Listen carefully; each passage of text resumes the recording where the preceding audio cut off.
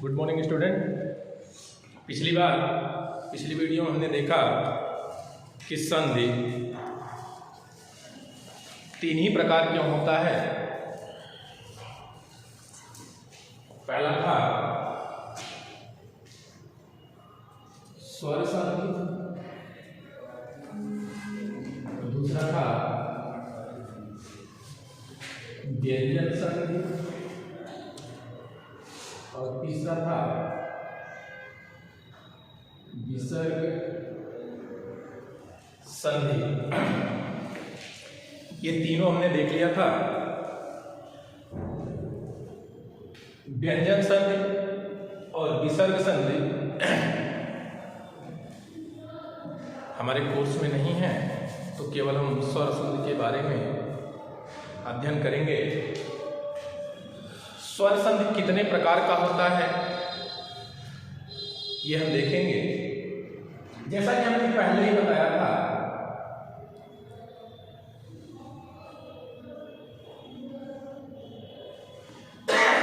कि संधि दो पदों में होता है। पहला पद और दूसरा पद। पहले पद का अंतिम वर्ण और दूसरे पद का प्रथम वर्ण, इन दोनों के मिलने से होने वाले विकार को हम संधि कहते हैं। स्वर संधि मतलब हुआ पहले पद का अंतिम वर्ण स्वर हो, दूसरे पद का प्रथम वर्ण स्वर हो, वहां पर स्वर संधि होता है। इस तरह से हम स्वर संधि की परिभाषा बना सकते हैं। स्वर के स्वर से होने वाले या दो स्वरों के मिलने से होने वाले विकार को हम स्वर संधि कहते हैं। स्वर संधि कितने प्रकार का होता है ये हम देखेंगे। स्वर कितने हैं? 11। कौन कौन से हैं? अ, आ, ई, उ, री, ए, आई, ओ, औ। 1 2 3 4 5 6 7 8 9 10 11। यानी कि इन 11 स्वरों में से कोई भी एक स्वर प्रथम पद के अंतिम वर्ण में होना चाहिए और इन्हीं 11 में से कोई भी एक वर्ण अगर दूसरे पद के प्रथम वर्ण में हो तो वहां स्वर संधि होती है। कितने प्रकार से स्वर संधि हो सकती है तो हम देखेंगे। अ प्लस अ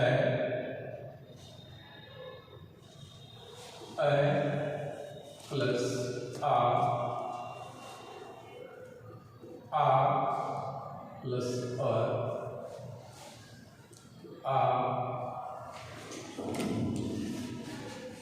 प्लस आ।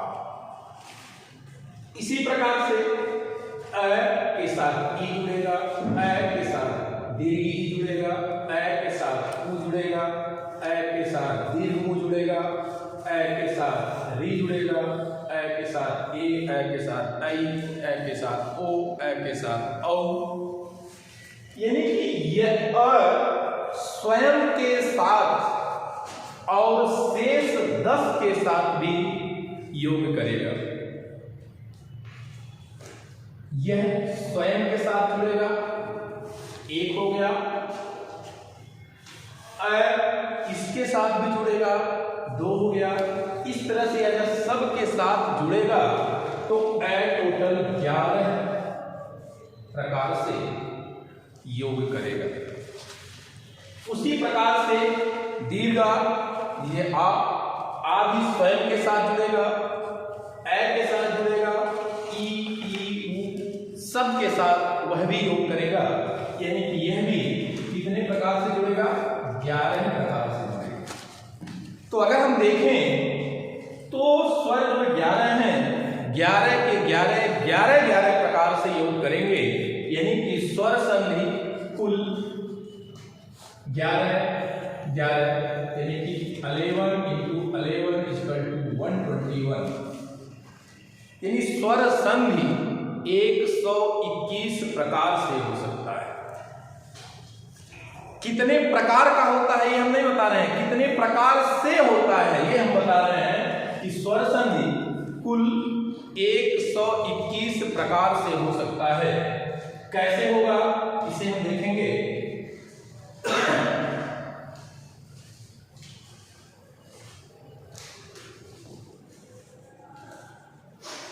ए स्वयं के साथ जुड़ेगा, ए जब आ के साथ जुड़ेगा तो इन दोनों का आ।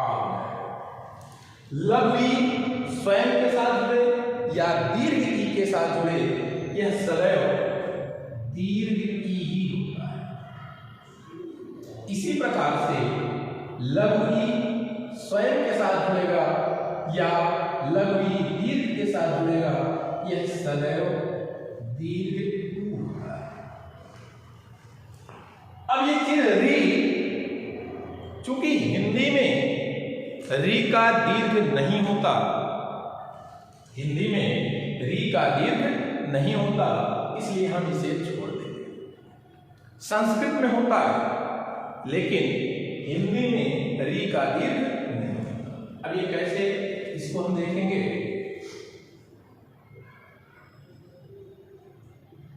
ए के साथ ए जुड़ेगा तो क्या होगा? दीर्घ आ होगा। ए के साथ आ भी हो सकता है,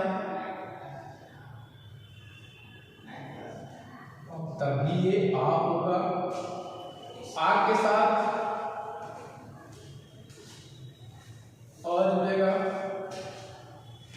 तब भी ये आ होगा। आ के साथ स्वयं आ जुड़ेगा, तभी ये क्या होगा? आ। मतलब प्रथम पद का अंतिम वर्ण अ हो, द्वितीय पद का प्रथम वर्ण अ हो, तभी आ होगा। प्रथम पद का अंतिम वर्ण ए हो, दूसरे पद का प्रथम वर्ण आ हो, तभी आ होगा। प्रथम पद का प्रथम वर्ण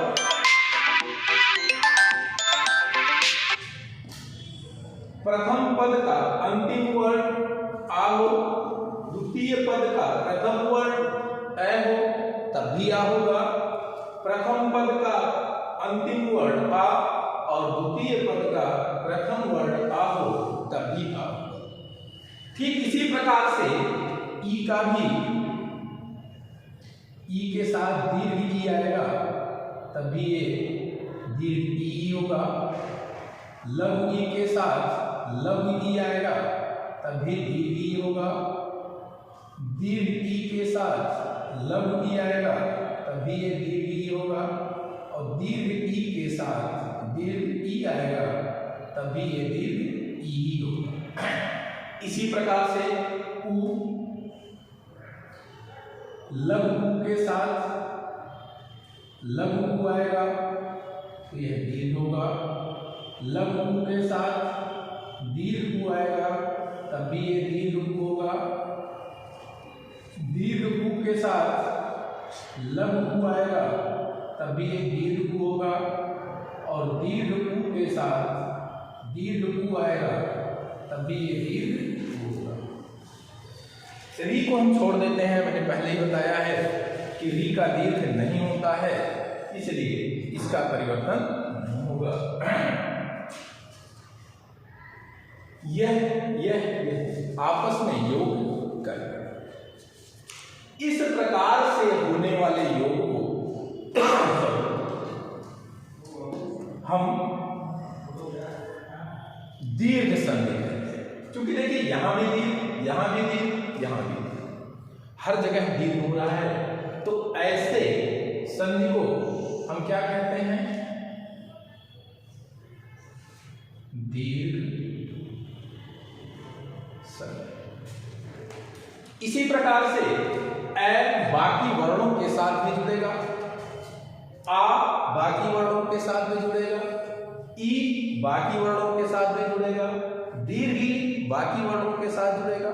यानी कि प्रत्येक वर्ण स्वयं के साथ योग करेगा और शेष 10 स्वरों के साथ भी योग करेगा। इसको हम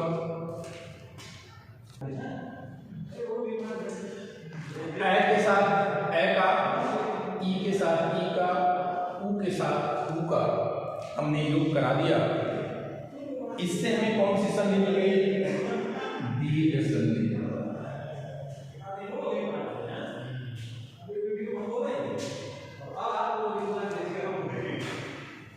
अब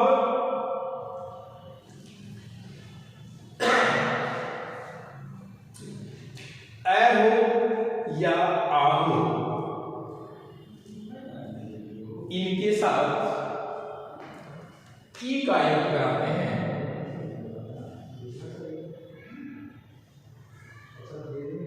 ए हो या आ हो, इनके साथ ऊ का योग कराएं। ए हो या आ हो, इनके साथ हम री का योग कराएं। ए के साथ ई या दीर्घ आता है तो यह ए हो जाता है। इसी प्रकार से ए या आ के साथ अगर ऊ आता है तो यह ओ हो जाता है, और इसी प्रकार से ए या आ के साथ अगर री आता है तो यह अर हो जाता है। एक चीज और जानिए कि स्वर संधि में अगर व्यंजन वर्ण आता है तो वह स्वर रहित होता है। यह चीज हमेशा याद रखिएगा, वह स्वर रहित होता है। अर के नीचे हलंत रहेगा, यानी र जो है वह स्वर रहित रहेगा। अब देखिए, अ प्लस लघु बराबर 1, अ प्लस दीर्घ बराबर 1, आ प्लस लघु बराबर 1 और आ प्लस दीर्घ बराबर। यानी कि पहले पद का अंतिम वर्ण अ हो, दूसरे पद का प्रथम वर्ण लघु ई हो तो हमें क्या मिलेगा? ए मिलेगा। पहले पद का प्रथम वर्ण अ हो, दूसरे पद का अंतिम वर्ण पहले पद का अंतिम वर्ण अगर ए हो, दूसरे पद का प्रथम वर्ण दीर्घ ई हो, तब भी हमें ए प्राप्त होगा। इसी प्रकार से अगर पहले पद का अंतिम वर्ण आ, दूसरे पद का प्रथम वर्ण ई है, तब भी ए प्राप्त होगा। पहले पद का अंतिम वर्ण आ, दूसरे पद का प्रथम वर्ण दीर्घ ई हो, तब भी ए प्राप्त होगा। ठीक इसी प्रकार से हम इस पे आ जाए, अ प्लस ऊ बराबर ओ, अ प्लस दीर्घ ऊ बराबर ओ, आ प्लस लघु ऊ बराबर ओ, आ प्लस दीर्घ ऊ बराबर ओ। यही चीज पहले पद का प्रथम वर्ण इन चारों में से कोई भी हो, यानी लघु अ हो या दीर्घ आ हो, सॉरी लघु दीर्घ इसमें होता नहीं है, अ हो या आ हो, दूसरे पद का प्रथम वर्ण लघु ऊ हो या दीर्घ ऊ हो, तो प्रत्येक जगह पर ऊ हो जाता है। ए या आ के बाद अगर री आता है तो यह सदैव किसमें हो जाता, बदल जाता है, अर में बदल जाता है, क्योंकि यहाँ वो दीर्घ होता नहीं है। अ प्लस री बराबर अर, आ प्लस री बराबर अर। जिसको हम बोलते हैं गुण संधि, इसको हम क्या बोलते हैं? गुण संधि। गुण संधि। पहला हमें मिल गया दीर्घ संधि, दूसरा हमें मिल गया गुण संधि।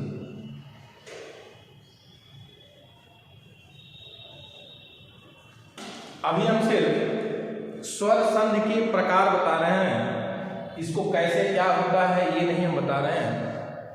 इसके बाद हम विस्तृत रूप से दीर्घ संधि, गुण संधि, जितने भी संधियां 5 प्रकार की हैं हिंदी में, उनका हम अध्ययन करेंगे। अब हमें कितनी संधि मिल गई? 2 संधि। पहला दीर्घ संधि, दूसरा गुण संधि।